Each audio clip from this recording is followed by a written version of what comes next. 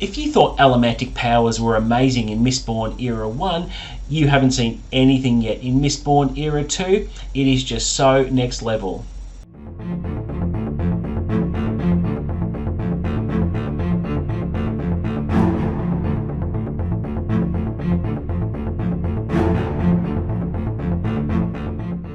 What's up guys, and welcome back to the channel. You're with Chris, and today I'll be giving my spoiler-free review of The Alloy of Law by Mr. Brandon Sanderson, the first book in the Mistborn Era 2 series. And let me tell you, I am binging it at the moment because I'm in a mad race to get to the next half of June, where I will finally be able to read Oathbringer with my friend John over at Talking Story. I'm so looking forward to it, but the pressure is on, and I do have actually started book 2 today. At the time of filming this, and I just can't wait to get to the finish line so that I can start that next volume in the Stormlight archive.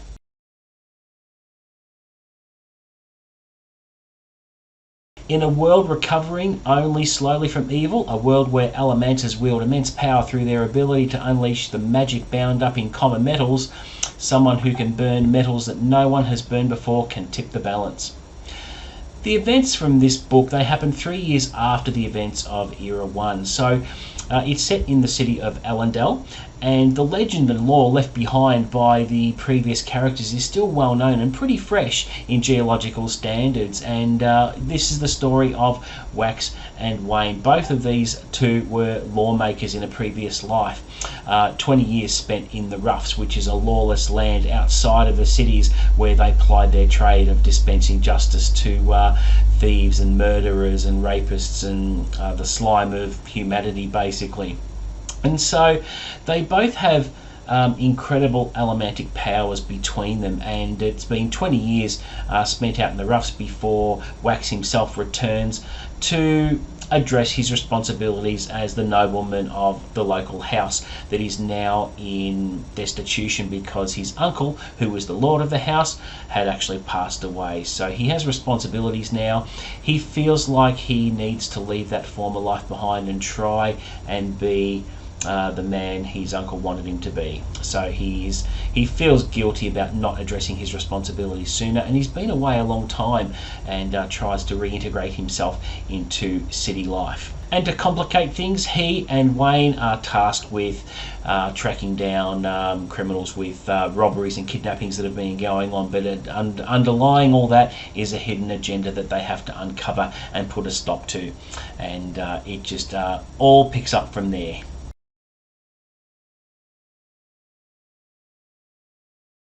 My first impressions of the book was, first and foremost, I have a lot of trust in Brandon Sanderson to deliver the goods before cracking open that first page. I knew it was going to be a very good ride, and the opening pages, the prologue in particular, gives reference to Era 1 mythology, which I found fantastic. And I found myself having a sort of an arrogance, knowing that because I have the prior knowledge of Era 1, I'm turning the pages and I'm reading and I'm looking around and saying, see, I know this shit, you know, I know what this is all about. So I had a sort of smugness about it, but it is really good how the opening pages refer to Era 1 mythology, because it does set the tone for the book, and because you have prior knowledge with Era 1, it makes you more confident in the book before you go into it. So the prologue is very, very gripping and very, very tense, and there are high stakes here. And it's a perfect introduction to the character of Wax, because we get to know why he's hoarding the guilt he has, and he carries around some baggage and is world weary and feels that he needs to start leading a normal life. But yeah, that's not to be.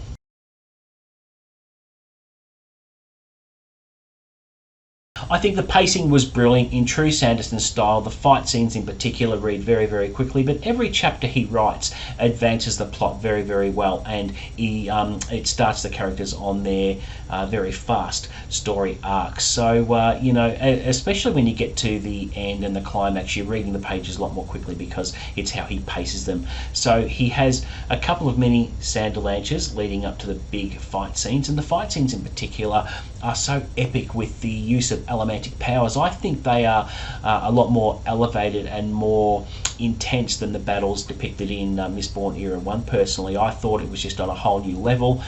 There are new powers introduced in this era.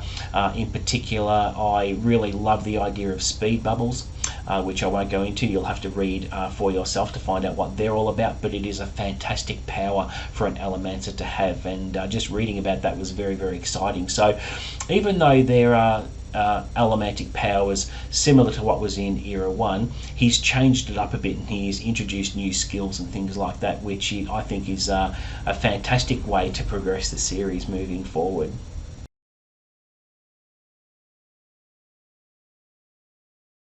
Yes, let's talk about the characters. First and foremost is Wax. He's fascinating, he's reserved, he holds his cards very close to his chest, and he's very, very guarded because he safeguards the baggage he carries around, and it's very tough to get him to open up. He has many layers that hopefully will be peeled back as the series goes on. He's very, very underestimated by his enemies. He's very unassuming. He's a normal looking man, but he has huge potential and very, very strong powers.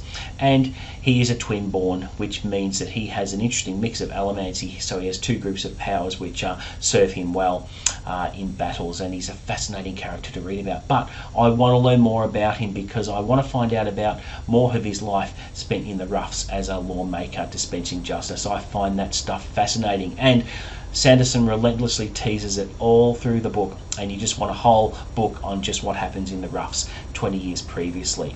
Let's talk about Wayne. He is a fantastic character. He complements Wax in a very intriguing way as his polar opposite.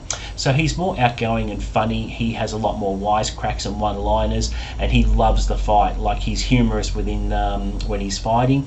I love that quality in a character, but he hides a secret vulnerability and guilt that gives him an endearing quality, because underneath all that bravado and the front he puts up, there is a soft side to him, and he's a little bit more forthcoming with talking about his past. But he's a very fascinating character, and some of the interactions that I'll mention shortly between him and Wax are fantastic. And we have Marazi. She is an impressive female character who has a natural ability in police forensics and crime solving. She's got a very sharp mind and can compete with Wax on a very intellectual level, and she is very brave, and gets herself into situations where she holds herself pretty well. And I think her character moving forward, I can't wait to see how her character evolves, because there is a bit of a potential attraction between her and Wax, which is fun to read about, but whether that will come to pass, I don't know. So overall, I think the exchanges between Wax and Wayne are fantastic, and I've been looking for a quote or a scene that I want to share with you, so I did mine a nugget from within the pages to share, and it's just really, really funny. And this says, this is during an investigation where they need to enter somewhere that they're not sure of what's in there. Okay, and Wax says this: "Let Wayne go in first. We might have missed a trap or two. Better for him to explode than you." "Hey," Wayne said. "I meant it with all fondness," Wax said, slipping through the open side of the building. Then he leaned back in. "And maybe it will blow your face off and spare us having to look at that mug of yours." With that, he left. So these little quips and digs at each other are fantastic, and I love reading about that with characters, and they are just so dynamic together. I think they are a very, very suitable mix. They play off each other very well. They make up a whole, a team as a whole, because they bring their own talents to the fight.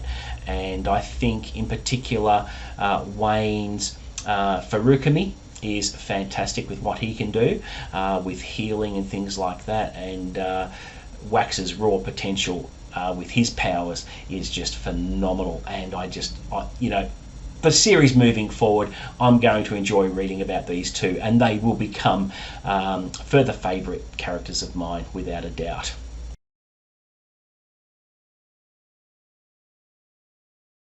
The world building, can't praise it enough. It is just brilliant, as always, in true Sanderson form. We have this one set in the steampunk era. We have guns, shotguns, trains, skyscrapers, the odd motor car, fancy dress, bowler hats, sunglasses, and the most profound change, of course, is the environment in this series. So we're talking 300 years since Era 1.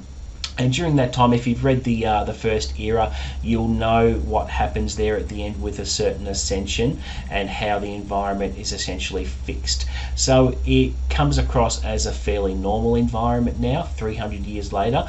But I was fascinated that there are little bits and pieces here and there scattered throughout that are reminders of that past. And I just love how Sanderson includes remnants of Era 1 in this series, and I think that's going to be fascinating moving forward, reading about further Easter eggs like that. Yeah, I just found the world building, it's a whole new world. It is the steampunk era, and it's just very, very interesting. You have a particular gun made just from aluminium, and aluminium as a base metal plays a big part in this, in what it can or can't do for an Allomancer.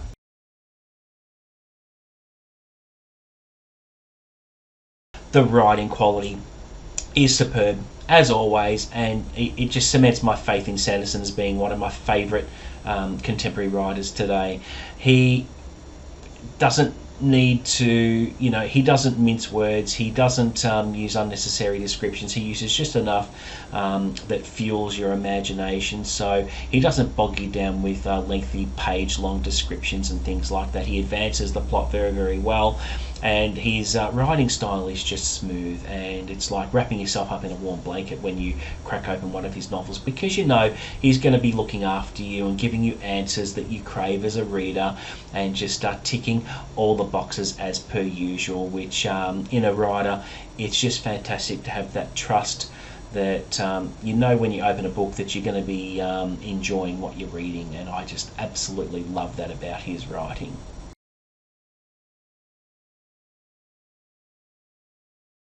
Standout moments. The reveals at the end are fantastic. We find out who is behind the robberies and the kidnappings. The appearance of a cameo character who has a short walk-on role at the end of the book is very, very interesting. I'm not going to say who that is. You'll have to read that and find out. We get a glimpse of a very special character in the form of a voice in Wax's head, which I'm not going to talk any further about that, but it was so good to read about. And this is a pleasantly frustrating standout that I've hinted at throughout this review, that the time spent in the roughs as lawmakers 20 years ago. 20 years is a long time for a lot to happen, and there is a hint at plenty of stories that Wax and Wayne have to tell about their prior exploits by rounding up criminals out in the roughs. And I think that would make a brilliant spin-off novel on its own, unless there is a large portion in the next 3 books in the series that go through that. I think the prologue at the start of book 2 actually has a flashback scene there. I've only read the first page, but I think it's a flashback scene which I'm craving, so I'm looking forward to reading about that and finding out all about Wax and Wayne's backstory, because it's very, very interesting, because Sanderson was teasing it all through the book. How dare he? But it is what it is. He does it for a reason, and it's just another one of his best qualities as a writer.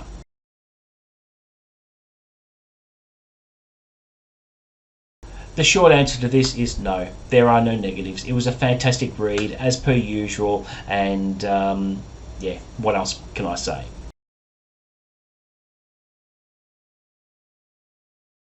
So the thing was brilliantly written, it was quick, it was addictive, I absolutely love the characters. Have started, as I said, I've started book 2, and I am so happy with how my Cosmere journey is panning out. I am tracking very, very well to be on track for book 5 of the Stormlight Archive in December. Cannot wait for it, and you just can't help wanting to find out what's happening with these characters. The fight scenes are fantastic. It was so addictive to read, and I smashed through it pretty quickly because I also am on a tight deadline, but hopefully I will get there in the coming week, ready for Oathbringer. So that is it for my spoiler-free review of The Alloy of Law. Thank you so much for watching. Please don't forget to like and subscribe. I'm getting close to 500 subscribers, so if you can help me out by hitting that subscribe button, I would appreciate it greatly, so I can do a live stream Q&A as a celebration of that. Offer up any feedback as per usual. I'll promise to deliver the best content I can. But until the next video, guys, happy reading.